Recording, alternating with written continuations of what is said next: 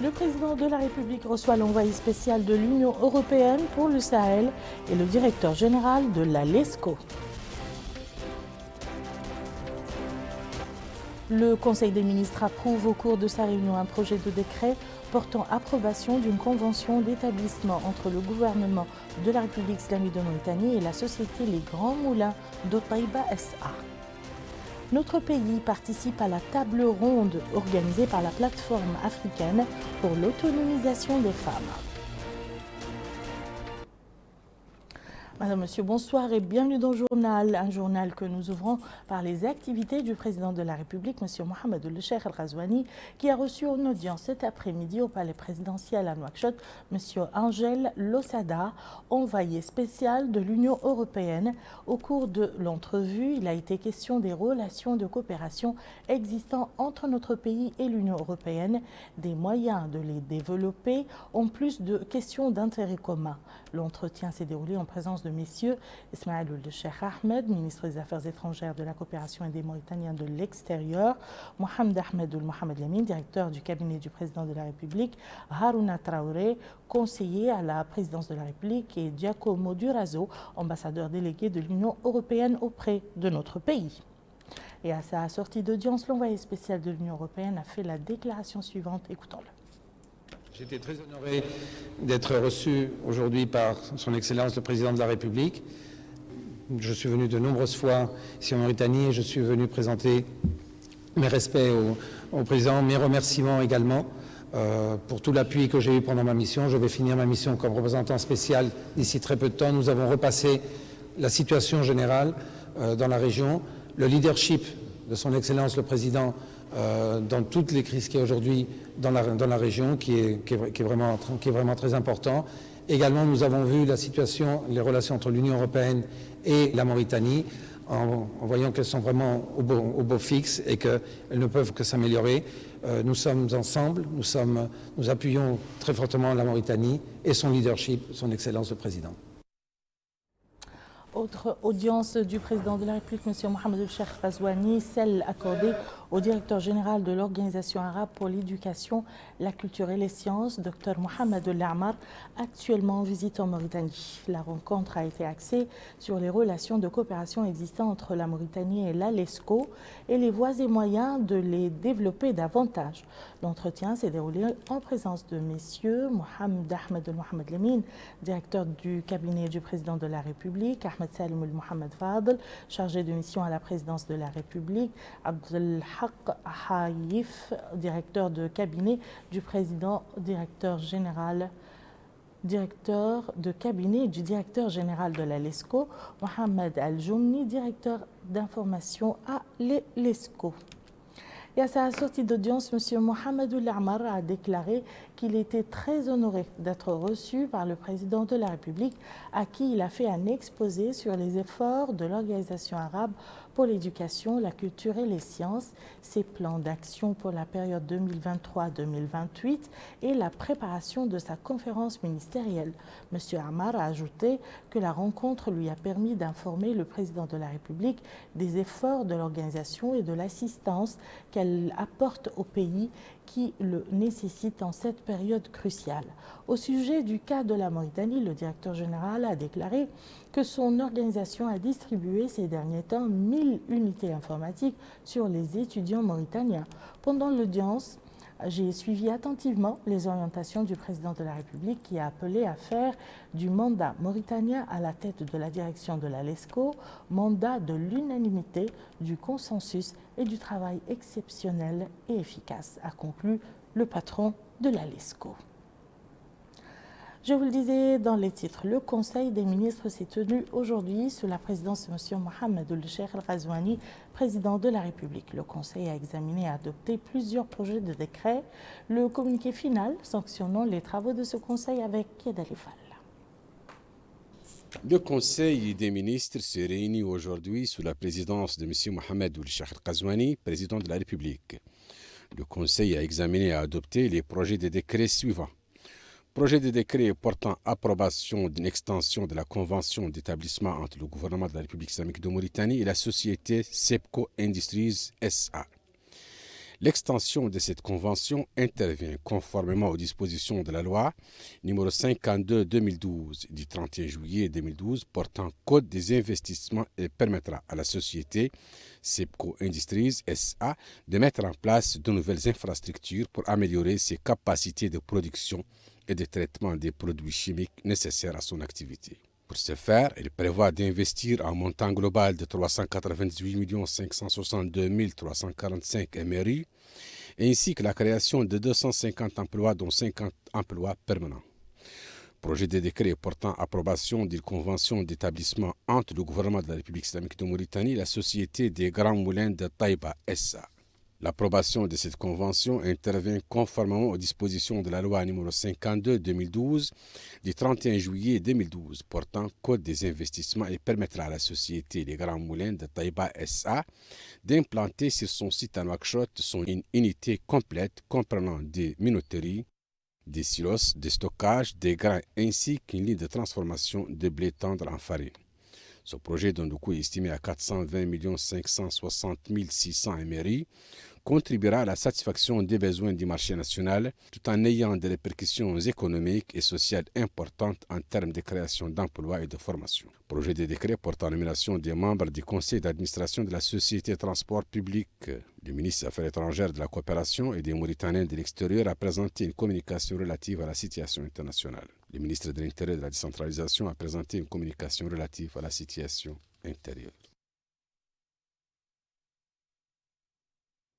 Et lors du point de presse hebdomadaire, le ministre de la Culture, de la Jeunesse, des Sports et des Relations avec le Parlement, porte-parole du gouvernement, M. Mokhtar Ould Dahi, a commenté les résultats du Conseil des ministres. Le porte-parole du gouvernement s'est appesanti sur les projets de décret approuvés au Conseil des ministres.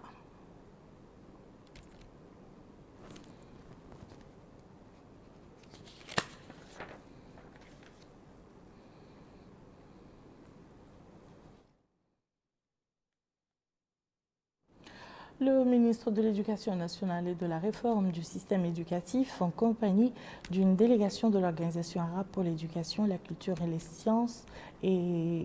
science, conduite par son directeur général, a visité aujourd'hui le lycée d'excellence numéro 1 de Tafrakh Zeina. Le ministre et la délégation hôte ont visité les salles de classe et certains bureaux administratifs et écouté des explications sur la nature du travail et des programmes éducatifs dans cet établissement. Bokar Bailaba. Au lycée d'excellence numéro 1, le directeur de l'Organisation arabe pour l'éducation, la culture et les sciences, Alexo, Mohamed El-Amar, a été édifié sur l'approche mauritanienne dans le domaine de l'enseignement secondaire. Puis, il a reçu des explications sur la nature du travail et les programmes d'enseignement dispensés dans cet établissement. Ainsi, le ministre de l'Éducation nationale et de la réforme du système éducatif, Mohamed Melaïnoun Eyi, a déclaré que cette visite a permis au directeur de la LEXO d'être édifié sur les efforts entrepris par l'État mauritanien pour améliorer le niveau de l'enseignement secondaire. De son côté, le directeur de la LEXO, Mohamed El-Amar, a loué les efforts entrepris par le ministère de l'Éducation nationale, notamment le programme du président de la République destiné à créer une école républicaine. Après la visite, le ministre de l'Éducation nationale et de la réforme du système éducatif a tenu une séance de travail avec la délégation de la LEXO portant sur les domaines de coopération existants entre notre pays et cette organisation, notamment dans le domaine de l'éducation nationale. La ministre de l'Action sociale, de l'enfance et de la famille participe à Dakar à la table ronde organisée par la plateforme africaine pour l'autonomisation des femmes sur le thème pétrole et gaz, la place des groupements féminins dans le contenu local. Les travaux de cette table dureront 3 jours. Plus de détails avec Bokar Bailaba. La table ronde permettra d'engager une réflexion inclusive avec les groupements féminins. Diverses thématiques seront débattues, comme la loi sur le contenu local, l'explication de la chaîne de valeur et d'approvisionnement du pétrole et du gaz, ou encore la problématique de la nécessaire mise à niveau technique et financière des petites et moyennes entreprises locales. La Mauritanie est représentée à cette rencontre par la ministre de l'Action sociale de l'enfance et de la famille, Mme Naha Mintharoun Cheikh Sidiya, qui a souligné les efforts entrepris par la Mauritanie dans la promotion des activités féminines dans le contenu local. Comme vous le savez, la femme mauritanienne est devenue une priorité nationale grâce à la volonté et au soutien de son Excellence le Président de la République, Mohamed El-Cheikh Ghazouani. À travers les engagements pris en faveur de l'autonomisation de la femme et de la promotion de ses droits, les femmes sont plus que jamais au cœur du programme et de la relance économique et la stabilité sociale. Pour une participation effective à la prise de décision dans le cheminement de la construction du pays. Et quel défi plus important que la pleine participation de la femme dans l'exploitation des ressources naturelles. L'Afrique, notre continent, dont nous venons de commémorer le 25 mai la création de l'Organisation de l'Unité africaine, est riche en ressources naturelles, notamment les mines, le pétrole et le gaz. Notre sous-région est aujourd'hui une destination pour les investisseurs, pour la plupart contractés par nos États pour exploiter à notre profit d'abord nos ressources naturelles. De ce fait, les politiques de contenu local favorisant les retombées de ces ressources et leurs propriétaires sont bien justifiées. Autre intervention, c'est celle faite par la présidente du comité de l'initiative pour la transparence dans les industries extractives du Sénégal, professeur Awa Marie Kolsek, qui a souligné l'importance de l'implication de toutes les parties prenantes de travailler ensemble et contribuer à impulser les réformes et impacter le débat public conformément à une vision commune des groupements féminins. Partant de là, la plateforme africaine, par l'entremise de sa présidente Maïmouna Diagne, soutient que l'objectif ne pourrait devenir une réalité concrète que lorsque les acteurs du tissu productif national pourront comprendre les enjeux de cette industrie nouvelle pour les groupements féminins et se préparer à ces exigences particulières. En somme, cette table ronde permet de réfléchir sur les mécanismes appuyant les groupements féminins dans le secteur du pétrole et du gaz, tout en leur faisant connaître l'importance du contenu local, d'autant plus qu'elles ne représentent que 1,5% dans ce secteur. La Fédération des institutions financières a un nouveau patron. En effet, M. Mohamed Ould Ahmed Salim Ould Bouna Mokhtar a remporté le poste au cours du vote qui s'est déroulé aujourd'hui au siège de l'Union nationale du patronat mauritanien. Ce congrès s'est déroulé en présence de plusieurs acteurs économiques. Abdul Adamova nous en dit plus. Ce 4e congrès ordinaire de la Fédération des institutions financières s'est tenu au sein des locaux de l'Union nationale des employeurs de Mauritanie. Il a été marqué par l'élection de nouveaux bureaux ainsi que des délégués fédéraux de la Confédération de l'Union nationale des employeurs de Mauritanie. Ainsi, Seyyid Mohamed Ahmed Salim Ould Bouna Mokhtar a recueilli la majorité des voix des participants à ce congrès et a été porté à la tête de cette structure. Le gouverneur de la Banque centrale de Mauritanie, Cheikh Al-Kébir Moulay Tahar, a déclaré que les pouvoirs publics ont pris des mesures afin de moderniser le cadre juridique et les procédures régissant les institutions financières, ce qui, dit-il, dans l'optique de permettre à ces institutions de faire face aux défis. Il a par ailleurs mis en avant le travail accompli dans ce cadre par la Banque centrale de Mauritanie. Durant le mandat écoulé, notre fédération a tout mis en œuvre pour accompagner les pouvoirs publics dans les politiques ambitieuses de développement du pays, particulièrement les différents volets du programme Tahahoudati de son Excellence le Président de la République. Nous profitons de l'occasion qui nous est donnée pour vous adresser à vous et à travers au gouvernement nos remerciements pour la volonté sincère d'associer le secteur privé à l'essor économique du pays.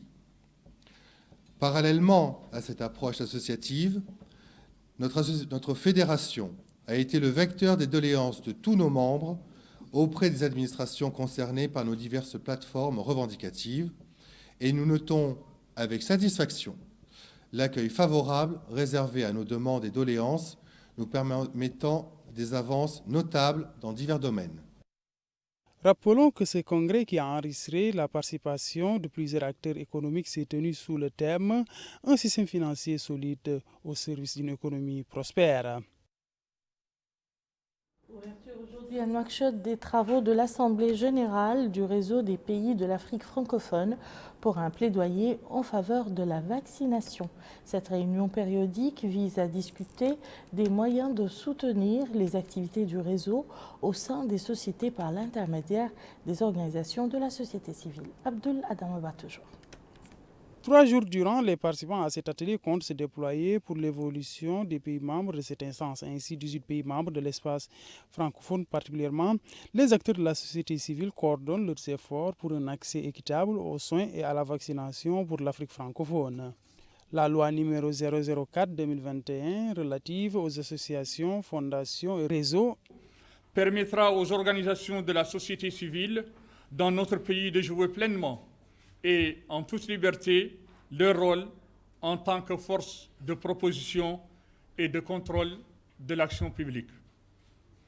C'est ainsi qu'elles vont contribuer à faciliter l'accès des populations aux services essentiels, y compris l'éducation, la santé, conformément à la stratégie nationale de croissance accélérée et de prospérité partagée, ainsi que les objectifs de développement durable et l'agenda 2063 de l'Union africaine.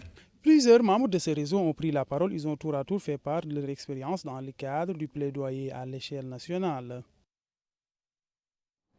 Le ministre de l'Équipement et des Transports a supervisé la journée de sensibilisation sur la promotion de la culture de la sûreté de l'aviation civile organisée par l'ANAC aujourd'hui en collaboration avec l'organisation de l'aviation civile internationale. Au cours de cette journée, des experts nationaux et ceux de l'OACI ont présenté des exposés sur plusieurs thématiques dans le domaine de la sûreté de l'aviation civile. Aminata Khan. Plusieurs experts nationaux et ceux de l'AOCI ont pris part à cette rencontre au cours de laquelle plusieurs exposés ont été présentés se rapportant au domaine de la sûreté de l'aviation civile, l'organisation de sûreté au niveau national, les points forts et axes d'amélioration, l'évaluation des risques et gestion de la menace en aviation civile ainsi que la gestion liée à la sûreté et les moyens de coordination. C'était au cours d'une rencontre de sensibilisation axée sur la promotion de la culture de la sûreté de l'aviation civile. L'occasion pour le secrétaire général du ministère de l'Équipement et des Transports, Sadvi Sidi Mohamed Samba, d'indiquer que cette journée s'inscrit dans le cadre de la mise en œuvre du programme Mes engagements du président de la République qui fait la promotion de la sécurité et de la sûreté de l'aviation civile. Le secrétaire a ajouté que la culture de la sûreté de l'aviation civile relève de la responsabilité de tous et à tous les niveaux et doit être perçue comme une valeur fondamentale plutôt qu'une obligation ou une charge contraignante. Il s'agit, dira-t-il, de protéger l'aviation civile contre les actes illicites.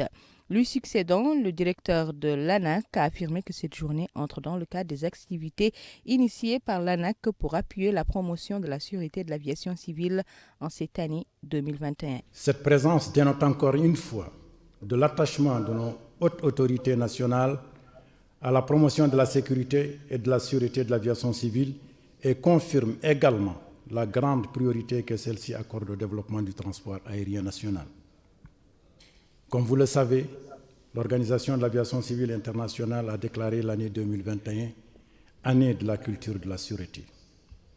En effet, protéger les passagers, les équipages, le personnel et l'infrastructure aéronautique des actes ou tentatives d'actes d'intervention illicite restera toujours un défi majeur du transport aérien, surtout dans ce contexte difficile de la pandémie de la COVID-19, dont les effets néfastes se feront encore sentir pendant longtemps sur l'ensemble du secteur de l'aviation. Mesdames et messieurs, honorables assistances, cette journée de sensibilisation à laquelle vous nous honorez tous ici de votre présence s'inscrit dans le cadre des activités initiées par l'Agence nationale de l'aviation civile pour appuyer la promotion de la culture de la sûreté de l'aviation civile de l'OACI en 2021. Il est à noter qu'au cours de la rencontre, plusieurs exposés ont été présentés, exposés se rapportant à la thématique. L'Association pour la promotion des mathématiques dans notre pays a publié le nom du gagnant du prix Feu Yahya Hamidoun pour les mathématiques et l'informatique pour sa 10e édition. À travers ce prix, l'association vise à développer les capacités des étudiants en mathématiques et à élever leur niveau dans ce domaine. Mohamed El-Khattat. Les prix de la 10e édition du concours Yahya Hamidoun pour les mathématiques et l'informatique ont été remis ce 27 mai aux lauréats lors d'une cérémonie organisée par l'Association mauritanienne pour la promotion des mathématiques ProMat. Le concours, qui a connu la participation d'étudiants des établissements de l'enseignement supérieur, vise à rehausser le niveau des étudiants et à promouvoir la recherche scientifique en guise de reconnaissance et de souvenir envers le défunt pour les multiples œuvres et ses axiomes de mathématiques ayant suscité l'appréciation d'éminents spécialistes de par le monde. Par ce prix, a indiqué le professeur Khomeini Oulmoulay Ali, nous cherchons des étudiants qui, nous l'espérons, pourraient atteindre le niveau atteint par Yahya Hamidoun. Pour la vice-présidente de l'association ProMat, Mme Fatimatou Ment Aqrabat, le prix a été créé par des amis et des collègues de Yahya Hamidoun. Pour le prix, nous avons recensé parmi les soixantaines de lauréats des 3 concours du prix, 6 admis à l'École polytechnique de France, 10 admis dans d'autres école d'ingénieurs, 3 préparent des thèses, 2 préparent l'agrégation, 1 maître assistant à l'université. Il est à noter que 3 prix sont remis à des lauréats, détenteurs d'un baccalauréat en mathématiques, de licence au master ou sortant d'écoles d'ingénieurs en mathématiques et obtiennent une inscription dans des écoles étrangères en plus d'ordinateurs et de livres. La cérémonie a été marquée par la remise de distinctions pour des personnalités et des établissements publics et privés pour leur soutien à ce prix honorant la mémoire de Yahya Hamidoun et poursuivant son engagement en faveur de l'enseignement et de la recherche en mathématiques et en informatique en Mauritanie.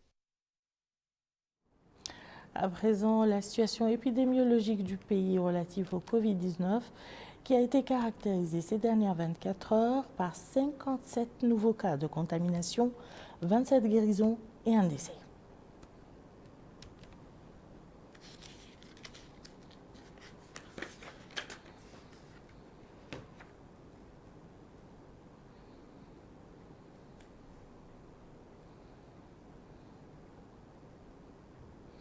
Le directeur de l'information stratégique et de la surveillance épidémiologique au ministère de la Santé a fait le point de la situation hebdomadaire du Covid-19 dans le pays. Écoutons-le. 330 cas ont été enregistrés durant la dernière semaine, dont un cas contact, 329 cas communautaires. 153 guérisons ont été enregistrées durant la dernière semaine et 4 décès.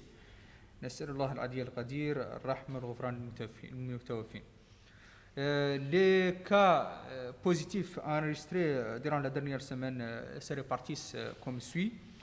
0 à Haut Charqi, 0 à Haut al-Gharbi, 12 à Nasaba, 22 au Gorgol, 4 au Brakna, 13 au Trarza, 5 à Nadrar, 90 au Guidimaka, 28 à Dakhlet Nouadhibou, 1 au Tagan, 4 à Tirzamour, 3 à Inchiri, 37 à Nouakchott Nord, 67 à Nouakchott Ouest et 44 à Nouakchott Sud. Les cas actifs aujourd'hui sont au nombre de 476, dont 439 asymptomatiques, 23 avec des symptômes simples et 14 avec situation grave. Le cumul des cas positifs enregistrés depuis le début de la pandémie est de 19 287, dont 9 104 parmi les contacts, 9 988 cas communautaires et 195 cas importés. Le cumul des cas de guérison enregistrés depuis le début de la pandémie est de 18 350 et le cumul des décès est de 461. Durant la dernière semaine, 9 081 tests ont été réalisés, dont donc tous les 9 081 sont des tests de diagnostic, 0 test de suivi. Parmi ces tests, 6 430 étaient des TDR et 2 651 des PCR. La répartition des tests par région, 3 766 ont été réalisés à Nouakchott Ouest, 985 au Guidimaka, 821 à Haut Charqi, 727 à Nishiri, 676 à Dakhlet Nouadhibou, 380 au Trarza, 360 à Hot Sharqi, 311 au Gorgol, 282 au Brakna, 204 à Nasaba, 188 à Nouakchott Nord, 164 à Nouakchott Sud, 98 à Nadrar, 72 à Tirzemour, 47 au Tagan. Le cumul de tests réalisés depuis le début de la pandémie est de 310 657, dont 29 021 tests de suivi et 281 636 tests de diagnostic, répartis en 190 436 tests rapides TDR et 91 200 PCR. On quitte Nouakchott pour l'intérieur du pays à Sélibabi. Les travaux d'un atelier sur le renforcement du cadre institutionnel de la charte pastorale se poursuivent. Organisé par le projet régional d'appui au système pastoral au Sahel, au profit des autorités administratives, des élus, des représentants des éleveurs, des agriculteurs et des centrales syndicales, l'atelier permettra de discuter les textes juridiques organisant le volet pastoral. Amina Takan.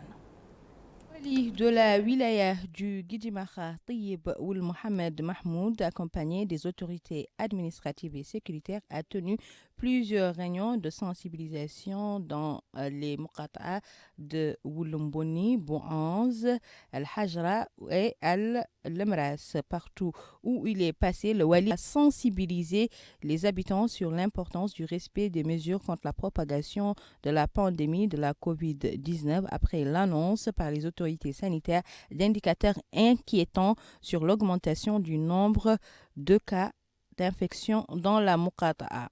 Après la visite, le Wali a mis en exergue la nécessité d'appliquer les mesures de précaution contre la propagation de la pandémie, appelant les acteurs de la société civile à sensibiliser davantage les citoyens dans les marchés et autres lieux publics. Il a remercié cependant tous les partenaires au développement pour les efforts accomplis visant à accompagner les efforts du gouvernement pour développer et renforcer les systèmes de santé et fournir les moyens nécessaires pour faire face aux différents défis liés à la pandémie, indiquant que la wilaya a pris plusieurs mesures d'urgence, notamment l'envoi d'épidémiologistes dans les 3 Muqata'a de la wilaya pour dresser la situation, faire les constats et rechercher des solutions appropriées, ajoutant que tous les hôpitaux et centres de santé sont dotés des dispositifs d'examen rapide d'oxygène et de traitement préliminaire contre le virus pour parer à toute urgence. Il a cependant souligné l'importance des efforts concertés pour lutter contre la propagation de cette vague en respectant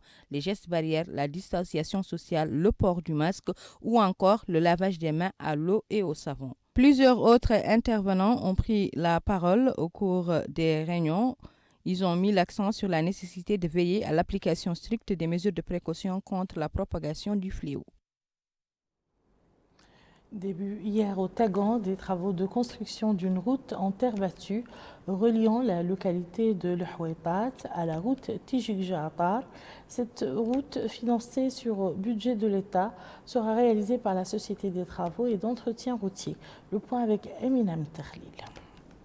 Cette réunion vise la vulgarisation des résultats de l'étude réalisée par le Comité régional d'appui au secteur de l'eau dans la wilaya du Tagan. Elle porte sur le niveau d'exploitation de l'eau par les populations locales. Ces eaux extraites des puits locaux et gérées par la Société nationale des eaux de la commune de Tijikja.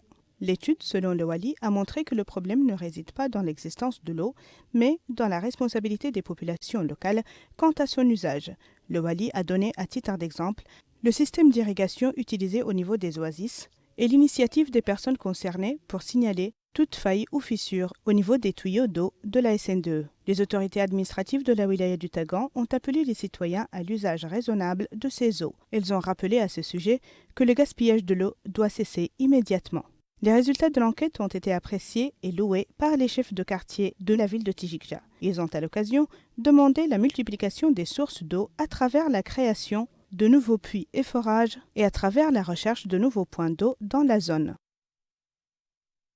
Dans la wilaya de la Sabah et plus précisément à Kifa, la délégation générale à la solidarité nationale et à la lutte contre l'exclusion Ta'azur a organisé un atelier au profit de superviseurs de son volet promotion sociale.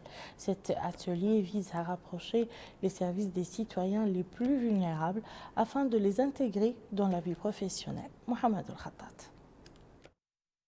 C'est un atelier de formation des animateurs et superviseurs du programme Tekafoul organisé à Kifa par la délégation nationale à la solidarité et à la lutte contre l'exclusion Ta'azur au profit de 33 membres de sa composante sociale.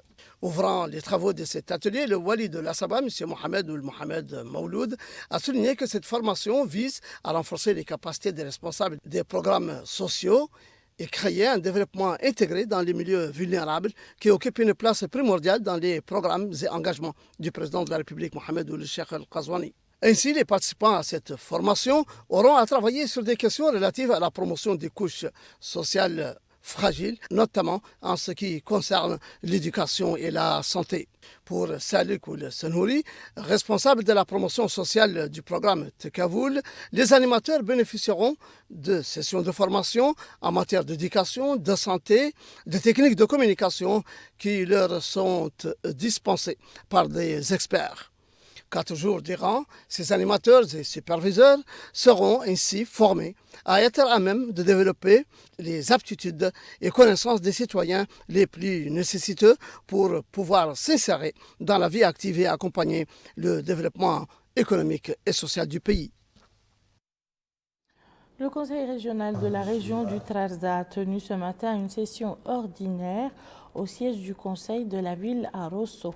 Atténuer les répercussions de la pandémie du coronavirus sur les populations, tel était le principal point à l'ordre du jour de cette réunion. Au cours de cette session, le président du Conseil régional, M. Mohamed Ibrahim El-Seyid, a présenté un exposé sur les travaux du Conseil entre les sessions passées. Un certain nombre de questions de développement intéressant la région ont été soulevées. La rencontre s'est déroulée en présence du wali du Trarza, M. Moulay Ibrahim ou El Moulay Ibrahim. Ouverture aujourd'hui à Kaidi d'un atelier de formation au profit d'une vingtaine de responsables d'associations de jeunes de la wilaya du Gorgol. Cet atelier vise à renforcer les capacités des jeunes dans le domaine de la préparation de projets et des techniques de gestion. Najia Al-Jakani. Cet atelier de renforcement des capacités au bénéfice de 120 leaders d'associations de la jeunesse en technique de rédaction et de gestion des cycles de projets s'est déroulé dans la ville de Kaïdi. L'atelier entre dans le cadre d'une série de formations de la jeunesse au niveau des 6 wilayas du pays. Cet atelier est organisé par le ministère de l'Emploi et de la Formation professionnelle en collaboration avec le projet SEMA financé par l'Union européenne. À cette occasion, le conseiller du wali chargé des affaires administratives et juridiques, M. Cheikh Ould Israël, a exprimé au nom du wali du Gorgol sa satisfaction quant à l'ouverture de cet atelier au profit de 20 leaders d'associations de la jeunesse en technique de rédaction et de gestion de projets au niveau de la wilaya. Il a indiqué que cet atelier s'inscrit dans le cadre de la formation continue au profit de la jeunesse dans le domaine de la gestion et de la gouvernance, particulièrement en ce qui concerne les micro-projets et les prestations. Quant au directeur régional de l'emploi et de la formation professionnelle au Gorgol, M. Ishaq Nema, il a déclaré que cette formation de 120 leaders d'associations de la jeunesse en technique de rédaction et de gestion des cycles de projets contribuera au renforcement des capacités de la jeunesse dans ces domaines et leur permettra de bénéficier des projets de l'État et de ceux des associations civiles actives dans ce domaine. Les participants à cet atelier vont suivre une semaine durant des séances qui traitent des divers aspects relatifs aux techniques de gestion des projets qui contribueront au renforcement des capacités de la jeunesse qui a bénéficié des programmes et des projets réalisés par le secteur de l'emploi et de la formation professionnelle. Ambani, la wilaya du Brakna, un technicien de laboratoire de travaux publics, après sa retraite, s'est converti en maestro. Cette initiative a permis à l'ancien ingénieur, âgé aujourd'hui de 70 ans, de briser la monotonie dans cette région du pays grâce à son orchestre qui a de nombreux fans. Najia Jekani toujours.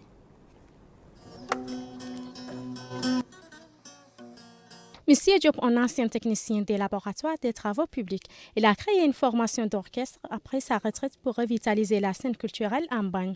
Ces tournées artistiques avec l'orchestre visent à valoriser le patrimoine culturel. Il nous parle de son parcours. Par la culture, j'ai compris qu'on peut empêcher aux jeunes qui vont en Europe à l'aventure, qu'on peut les fixer ici, en les intéressant à la culture. Parce que leur problème, c'était d'aller chercher de l'argent ailleurs. Or, ils peuvent gagner cet argent facilement ici. Avec une seule prestation culturelle, nous amassons ici des sommes faramineuses. Et ces sommes nous permettent de vivre vraiment tranquillement, sans problème. L'orchestre d'Ambagne pour le folklore et la culture donne des concerts des deux côtés du fleuve au grand bonheur des spectateurs. Le fleuve devient ainsi une scène musicale en pleine heure, on ne peut plus agréable. Monsieur Diop explique avoir fait ce choix de maestro après sa formation en tant que technicien de laboratoire. Le folklore laisse ainsi ses empreintes qui ont été transmises de génération en génération. Et on a fait notre expérience ici à Ambagne, dans toutes les localités du département et même dans la région. On a été à Alec, on a été à Makdalajar, on a fait Rosso, on a fait Nouakchott, on a fait Nouadhibou. Et nous sommes revenus ici pour faire toutes les localités qui environnent le fleuve Sénégal.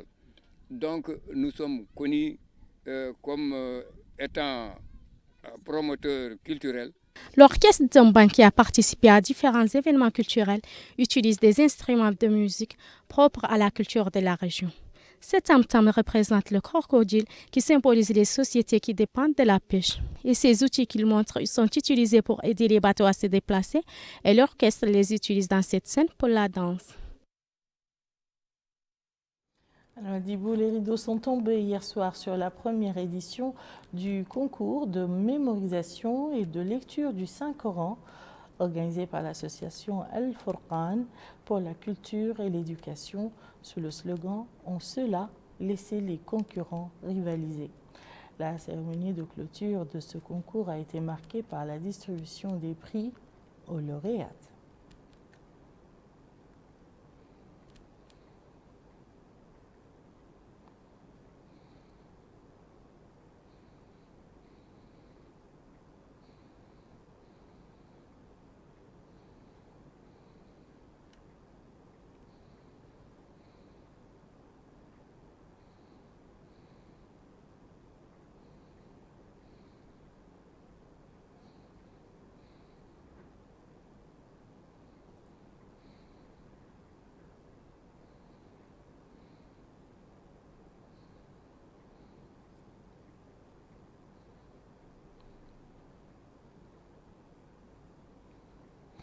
L'Association des académiciens mauritaniens, en coopération avec le Parti de l'Union pour la République, a organisé un colloque scientifique intitulé « Une lecture dans l'approche politique et sociale nationale pour faire face à la pandémie Covid-19 ». Les travaux du symposium ont été présidés par M. Mohamed Lemine Wilba, président exécutif de l'Association des académiciens mauritaniens, qui a fait une présentation qui a abordé un certain nombre de problèmes concernant l'approche de notre pays pour lutter contre la pandémie au niveau officiel et politique. Les conférenciers ont traité de différents axes sur le thème du symposium. La secrétaire exécutive en charge de la santé et du travail social du parti Union pour la République a évoqué lors de son discours au nom du parti l'approche de notre pays face à la pandémie de Covid-19. Et voilà qui met fin à ce journal. Je vous en rappelle les principales informations.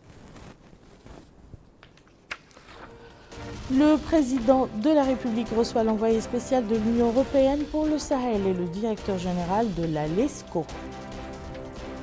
Le Conseil des ministres approuve au cours de sa réunion un projet de décret portant approbation d'une convention d'établissement entre le gouvernement de la République islamique de Mauritanie et la société Les Grands Moulins de Taïba SA.